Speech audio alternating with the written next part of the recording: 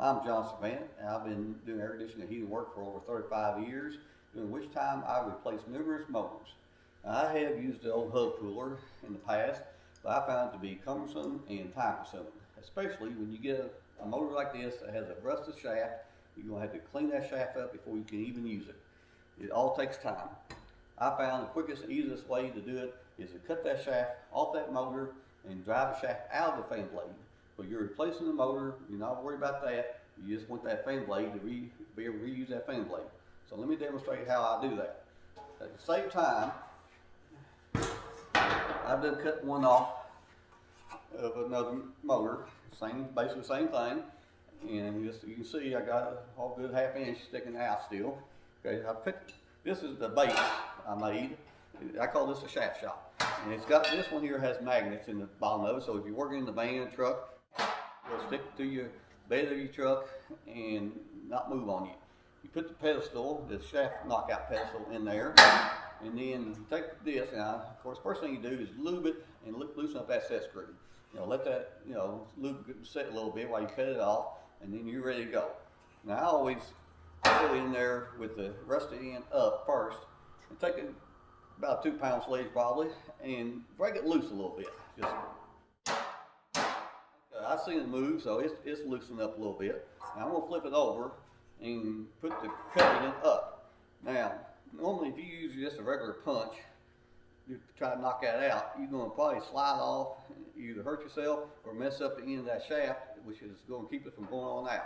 So what I've designed is a punch and guide that keeps that punch directly in the center, so it cannot slide off that shaft. The guide would slide down over that shaft, so we can't miss it, and then that punch would line right up with it, and all you gotta do is give it a couple good hits, and you drive that shaft right on out of there, down into the pedestal, and you got the fan blade loose and ready to put back on a new motor. Now I always take a little wire brush in my drill, polish it up a little bit, quick and easy. Okay, now next thing you run into when replacing a motor is this new one. It's got a long shaft. Sometimes it's not a problem. Just it can just hang down, not hit nothing. Other times I found it's too long, it'll hit something. You've got to cut it off to the right length. So if you try to do that, normally without anything else, it's going to roll around. The shaft spins. When you try to cut it, and your saw slides back and forth. It's hazardous and hard to do. So here's what I came up with. I'm going to use a used motor for the demonstration, but this shaft cutting guide. It goes with this base.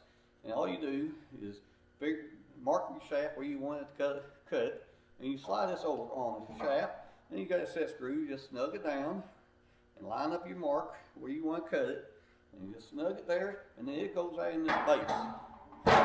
Okay, now that motor is not going to go anywhere.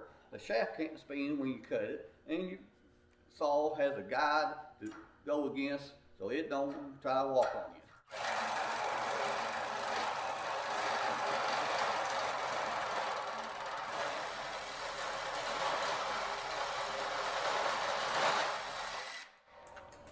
Okay, now loosen up that set screw. You got the motor here. You take a file while you got it sitting there, clean up that cut.